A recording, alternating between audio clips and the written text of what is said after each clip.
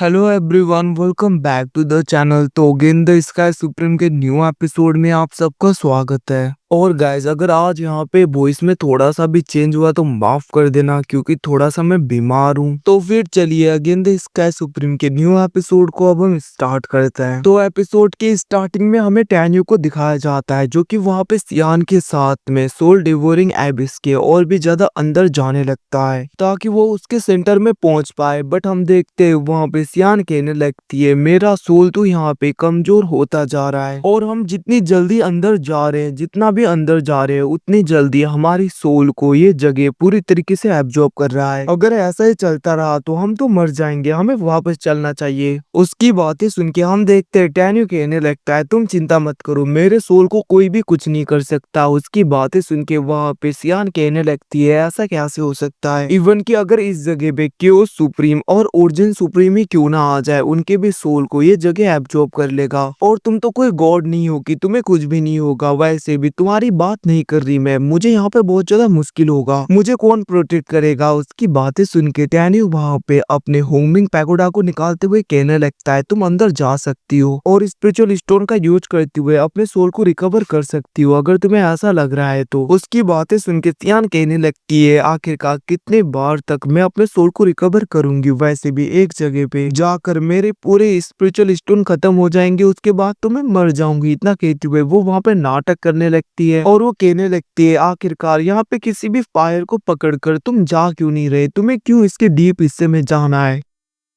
उसकी ऐसी बातें सुन के वहाँ पे टैन्यू कहने लगता है, अगर तुम ऐसे बकवास करने की जगह अंदर जाकर अपने सोल को रिकवर करती तो ये बहुत ही अच्छा होता। उसके ऐसी बातें सुन के सियान कहने लगती है, सच में तुम्हें देखकर ऐसा लग रहा है तुम बहुत ही ज्यादा ईविल हो। टैन्यू कहने लगा था, आखिरकार तुम्हें ऐसा क्यों लग रहा है? हम देखते सियान कहने लगती है, तुम बस एम्पर रिलम के 7th लेयर में हो, बट तुम खुद से भी ज्यादा पावरफुल लोगों को मार रहे हो। इतना भी नहीं, तुम तो यहाँ पे इस जगह पे भी आ गए जिस जगह पे क्योस सुप्रीम और ओरिजिन सुप्रीम भी नहीं आ पाते। क्या तुम किसी पावरफुल इंसान के रीइंकार्नेशन हो? अब उसकी ऐसी बातें सुन के टैन्यू उसके सर पे मारते हुए कहने लगता है, बेवकूफ, आखिरकार ये तुम क्या क्या सोच रहे हो? ऐसा कुछ भी नहीं है। हम देखते वो लोग ऐसी बातें कर रहे थे, तभी वहाँ पे कोल्ड स्प्रिट फायर उस जगह से जाने लगता है, जिसको देखकर सियान कहने लगती है, ये तो एक्स्ट्रा ऑर्डिनरी फायर है, हमें इसे पकड़ना चाहिए। ये सब कुछ कहते हुए वो बहुत ही ज्यादा स्पीड में उसके पीछे जाने लगी थी। टैन्यू उसे रोकने की कोशिश करता है, बट हम देखते वो आगे चली जाती है, जहाँ पे टैन्यू भी उसके पीछे पीछे जाता है। तभी वहाँ पे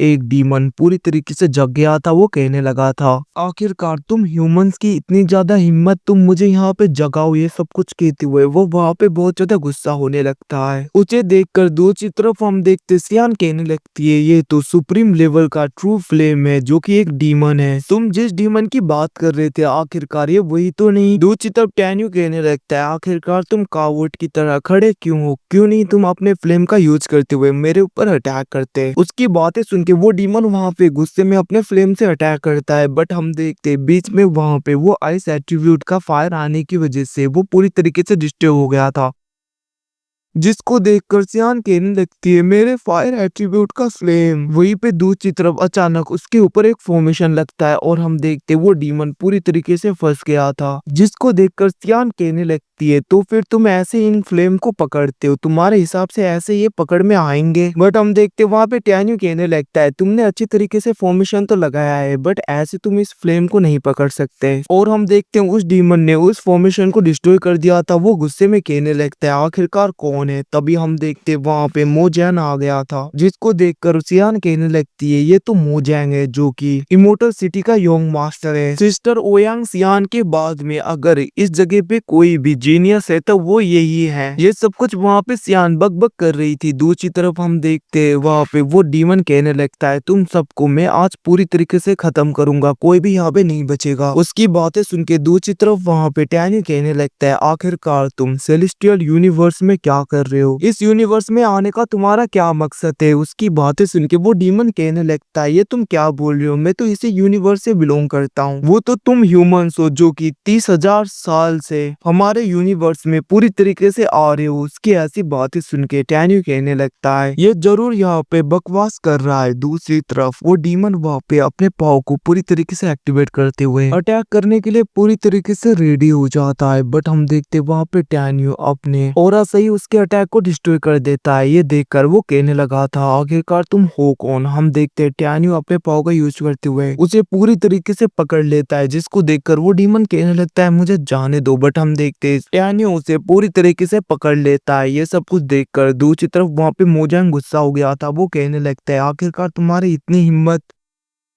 तुम मेरे फ्लेम को, जिसको मैंने देखा, उसे पूरी तरीके से चोरी करो, मुझे वापस करो। बट हम देखते हैं वहां पे टैन्यू कहने लगता है, क्या यहाँ पे तुम्हारा नाम लिखा था क्या? और वैसे मैं तुम्हें बोलना भूल गया, तुमने अपना नाम मोजान रखा है, क्या ये नाम किसी के नाम के ऊपर है? हम देखते हैं वहां पे वो बंदा कहने लगता है, हाँ मेरे ग्रैंडफादर के नाम के ऊपर। उसकी बातें सुन के वहां पे टैन्यू कहने लगता है, मैंने सोचा नहीं था वो ओल्ड मैन गॉड भी बन जाएगा। वैसे उसके साथ में मेरा पुराना हिसाब किताब बाकी है, तो उसे चुकता अब तुम करोगे। उसकी ऐसी बातें सुन के दूसरी तरफ हम देखते वहां पे मोजांग गुस्से में टैन्यू के ऊपर अटैक करता है। बट टैन्यू बहुत ही आसानी से उसके अटैक को नलीफाई कर रहा था, मतलब कि डॉज कर रहा था, बच रहा था। और हम देखते वो उसे थोड़ा सा पीछे कर देता है। तभी वहां पे सियान आते हुए कहने लगती है, ये दूसरे बाइक के गार्ड्स की तरह नहीं है, हमें यहाँ से चलना चाहिए। दूसरी तरफ मोजांग कहने लगता है, क्या तुम लोग यहाँ से जाना चाहते हो? बट ये सपने में सोचना। ये सब कुछ कहते हुए हम देखते वो बहुत ही ज्यादा तेजी में अटैक करने के लिए आगे बढ़ रहा था, जिसको देखकर दूसरी तरफ हम देखते वहां पे टैन्यू उसके अटैक को रोक देता है, उसे पीछे करता है और वो कहने लगा था, वैसे भी तुमने सब कुछ देख लिया है, सब कुछ सुन लिया है, तो अब यहाँ पे तुम्हें जिंदा तो मैं जाने नहीं देने वाला। वैसे भी उस ओल्ड मैन से पुराना हिसाब किताब मुझे चुकता करना है। ये सब कुछ कहते हुए हम देखते वहां पे टैन्यू कहने लगता है, मैं तुम्हारे साथ में ज्यादा पोलाइट नहीं होने वाला। अब वैसे भी इस डीप हिस्से में कोई भी नहीं आएगा, तो मैं आसानी से तुम्हारे ऊपर अटैक कर सकता हूँ। ये सब कुछ सोचते हुए हम देखते वो अपने सारी होमिंग सोर्ड को बाहर निकालता है